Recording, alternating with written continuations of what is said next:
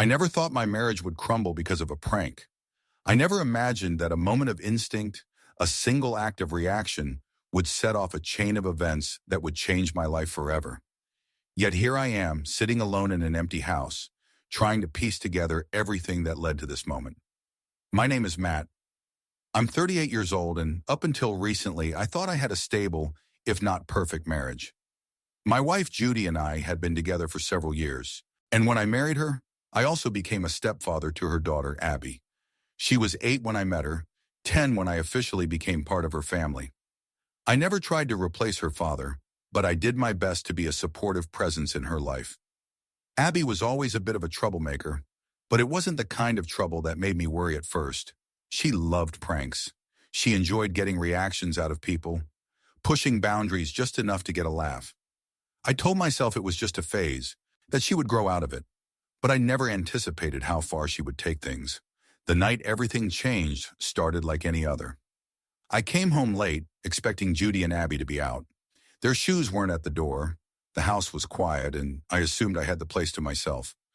I played with my dog for a bit, let him run around the living room while I settled in. Then I went to use the bathroom. The moment I stepped inside, something felt off. The window cabinet was open, which was strange because neither Judy nor I usually left it that way. I dismissed it at first, thinking maybe Abby had left it open, but then I saw it, a shadow behind the shower curtain. My heart pounded in my chest. My first thought was that someone had broken in. I didn't stop to think, didn't consider the possibility that it could be anything else. Adrenaline took over. I clenched my fist and, without hesitation, swung as hard as I could. There was a scream, a loud thud, and then silence. I ripped the curtain aside and my stomach dropped. Abby lay on the floor, clutching her face, her eyes wide with shock and pain. Her phone was propped up on the bathroom counter, the screen still recording. I felt like I had been punched in the gut. "Abby? Oh my God, Abby!" I dropped to my knees, reaching for her, but she flinched away. Blood was already pooling beneath her nose, her face contorted in pain. "What the hell were you thinking?" I asked, my voice shaking. She whimpered, tears spilling down her cheeks. "It was just a prank. I was going to jump out and scare you." A prank. I had broken my stepdaughter's nose because she thought it would be funny to hide in the bathroom and scare me. The realization hit me like a freight train. I scrambled to help her up, my hands trembling. "Come on, we need to get you to urgent care." Judy was still at work, so I called her on the way. I kept my voice steady, but inside I was unraveling. How was I going to explain this? How was she going to react? When we arrived at the clinic, the doctor confirmed what I already suspected. Her nose was broken. 6 to 12 weeks to heal. I sat beside her in the waiting room, feeling like the worst person in the world. Judy arrived not long after. She looked at Abby, then at me. Her face was unreadable. "What happened?" she asked, her voice carefully controlled. I exhaled, rubbing my face. "She hid in the bathroom to scare me. I thought it was an intruder. I reacted before I could think." Judy turned to Abby. "Is that true?" Abby nodded slowly, avoiding her mother's gaze. Judy sighed, pinching the bridge of her nose. "Jesus Christ, Abby. Do you realize how dangerous that was?" Abby shrank in her seat, her lower lip trembling. Judy turned back to me. "Matt, I get it. I really do. But you still could have been more careful." Something about the way she said it made my stomach turn. "Careful," I repeated. "Judy, I thought someone had broken into our house. I didn't know it was her. If it had been a real intruder, what was I supposed to do? Ask politely if they were planning to hurt me?" Judy flinched. "I'm not saying it was your fault. She hesitated. "I don't know. I just wish it hadn't come to this." So did I. But the damage was done. When we got home, Abby locked herself in her room, refusing to talk to me. Judy was distant, quiet. The weight of everything pressed down on me like a crushing force. Over the next few days, things didn't get better. If anything, they got worse. Abby wouldn't look at me, and Judy started avoiding conversations. It was like a wedge had been driven between us, something neither of us knew how to fix. Finally, I sat Judy down. We need to talk about this, I said. She crossed her arms. About what? About Abby, about what happened, about where we go from here. She exhaled, leaning back. I don't know, Matt. She's scared of you. I don't know how to fix that. My heart sank. I'm not a monster, Judy. I never said you were, she said softly. But in her eyes, she's a kid, Matt. She's not thinking logically. She just knows she got hurt. Because she put herself in danger, I countered. Judy hesitated. I know, but that doesn't change how she feels. I ran a hand through my hair. So what do we do? Judy looked away. I think she needs time. I swallowed hard. And what about us? She hesitated again, and for the first time, I saw something in her eyes that made my stomach drop. I don't know, she admitted, and just like that, I realized my marriage might be breaking apart. I had spent years building a life with Judy, trying to be a good stepfather to Abby. I never expected it to fall apart because of a prank gone wrong. But maybe it wasn't just the prank. Maybe this had been brewing for a long time. Maybe this was just the final push over the edge. All I knew was that things would never be the same again. The days that followed were filled with an unbearable silence. Abby stayed in her room most of the time, only emerging for meals or when Judy forced her to. When she did, she moved around the house like a ghost, avoiding eye contact with me, flinching if I so much as shifted in my seat too quickly. Judy wasn't much better. She still talked to me, still went through the motions of being a wife, but there was a distance between us now, an unspoken wall that neither of us knew how to tear down. One evening, as I sat on the couch staring at the muted television, Judy walked in and sat down beside me. We need to do something, she said quietly. I turned to her, feeling the weight of those words settle in my chest. Like what? She sighed, rubbing her temples. She needs therapy. I exhaled, nodding. I agree. But, she hesitated. I think you should also go. I stiffened. Me? Why? Judy looked at me, her expression unreadable. Because whether you meant to or not, you hurt her. She's afraid of you now, Matt. And if we ever want to fix this, she needs to see that you're willing to work through it too. I swallowed the immediate protest rising in my throat.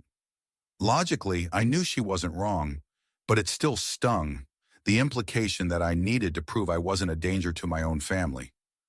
Fine, I said after a moment. I'll go. Judy nodded but didn't look relieved. She just looked tired.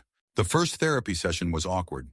Abby refused to speak at all, staring at the floor while the therapist tried to coax her into sharing. I sat beside her, feeling like a criminal on trial. When the therapist asked her what she was feeling, she only muttered, scared. Those words sliced through me like a blade. Scared of me. Later, when it was my turn alone with the therapist, I admitted that I didn't know how to fix things. What do you want out of this? The therapist asked. I thought for a moment before answering. I just want my family back. But the more the sessions went on, the more I realized that maybe my family had never really been whole to begin with Judy, and I had been distant long before this. Abby and I had never truly bonded. I had spent years thinking we were all fine, but now I was starting to see the cracks that had been there all along. And then, things took another turn. One evening, as I sat in my car after work, scrolling through my phone, a message popped up from an unknown number. Do you know what Judy's been saying about you? My stomach twisted. I stared at the screen for a long time before replying. Who is this? No answer. But a minute later, a link came through. A video. I hesitated, then pressed play. It was a recording, grainy, clearly taken from a phone. Judy was sitting at a coffee shop with one of her friends. They were deep in conversation, and I had to turn the volume up to hear. He just lost it, Judy was saying, shaking her head. I mean, I get that he was scared, but come on. A grown man hitting a child? I don't know if I can ever look at him the same way again. Her friend nodded. So what are you going to do? Judy sighed. I don't know. Sometimes I think it's just easier if we split up. I felt my blood turn to ice. Do you still love him? Her friend asked. Judy was quiet for a long moment before finally saying, I don't know. The video ended. I sat there, gripping my phone so tightly my knuckles turned white. I don't know. Those words replayed in my mind over and over. Maybe it shouldn't have shocked me. Maybe deep down, I already knew. But seeing it, hearing it, made it real. I drove home in a daze, my hands gripping the wheel too tightly. When I walked inside, Judy was in the kitchen, stirring a pot on the stove. She looked up at me and smiled, like everything was normal. But nothing was normal. I set my phone on the counter and pressed play on the video. Judy went still. "Who sent this to you?" she asked, her voice barely above a whisper. "That's what you're worried about?" I laughed bitterly. "Not the fact that you're telling people you don't know if you love me anymore?" She opened her mouth, then closed it again. Guilt flashed across her face, but she didn't deny it. "Matt," she finally said, "I was venting. I didn't mean it like that." "Then how did you mean it?" I asked, my voice sharp. Judy exhaled, leaning against the counter. "Things have been hard. We both know that. I'm just overwhelmed. Abby's scared. And sometimes, I don't know what to do anymore." "So your answer is leaving?" She shook her head. "I don't know." Those words again. I let out a long breath, feeling something inside me crack. "I can't keep doing this," I muttered. Judy's eyes widened. "What?" "I can't keep waiting for you to decide if you want this or not," I said, my voice steadier now. "If you don't love me, just say it. Don't drag this out." Judy's lips parted, but no words came out. I nodded slowly. "That's what I thought." I turned and walked away, leaving her standing there. The next few days were a blur. We barely spoke. Abby still wouldn't look at me. And then, one night, Judy sat me down. "I think we should separate," she said. The words felt like a punch to the gut, but I didn't fight it. Maybe because, deep down, I knew it was inevitable. We agreed that Abby would stay with her grandparents for a while. Judy packed her things and left, and just like that, the house was empty. I sat on the couch that night, staring at the spot where Judy used to sit. The silence was deafening. But in a way, it also felt like a relief. This wasn't how I wanted things to end. But maybe it was the only way. Sometimes, no matter how much you try to fix something, it's already broken beyond repair. Maybe Abby and I were never meant to have the father-daughter bond I had hoped for. Maybe Judy and I were never as strong as I thought.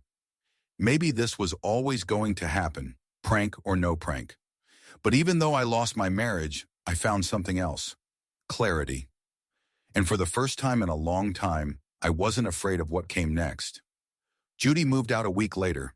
She didn't cry, didn't argue, didn't try to change my mind.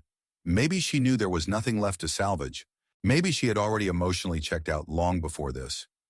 Abby went to live with her grandparents, at least for now. She didn't say much when she left, just gave me a quick glance before walking out the door. It wasn't anger in her eyes, just confusion, maybe sadness. I didn't know if she blamed me, if she saw me as the man who ruined her family, or if she understood that this wasn't just about her prank. It was about everything that had been building up long before that night. The house felt emptier than ever, but for the first time the silence didn't suffocate me. One night, as I was sitting on the couch with my dog curled up beside me, I got a text from an unknown number. "I messed up. I see that now." It was Judy. I stared at the message for a long time. A few minutes later, another one came. "I don't know if I ever truly appreciated you. Not the way I should have." I didn't reply. Not because I hated her, not because I wanted her to suffer, but because there was nothing left to say. Judy had made her choices. She had looked at our marriage and decided it wasn't worth fighting for. And maybe she was right. But now, as she sat alone in a place that wasn't our home, maybe she was realizing that she had lost something she would never get back. Abby still didn't contact me, but I knew she would, eventually. Maybe in a year, maybe in 5. She would grow up, gain perspective, and maybe one day she'd reach out. If she did, I'd be here. I wasn't angry anymore. Not at her, not at Judy. Just tired.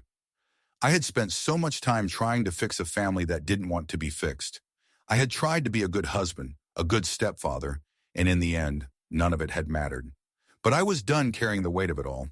Sometimes people don't appreciate what they have until it's gone. Sometimes they don't realize they've lost something valuable until they're left with nothing but regret. Judy would have to live with that. Abby would have to find her own way. As for me, I wasn't looking back anymore. Life moves forward, and so would I. What do you guys think? Have you ever been in a situation where you had to walk away from people who didn't see your worth? Let me know in the comments.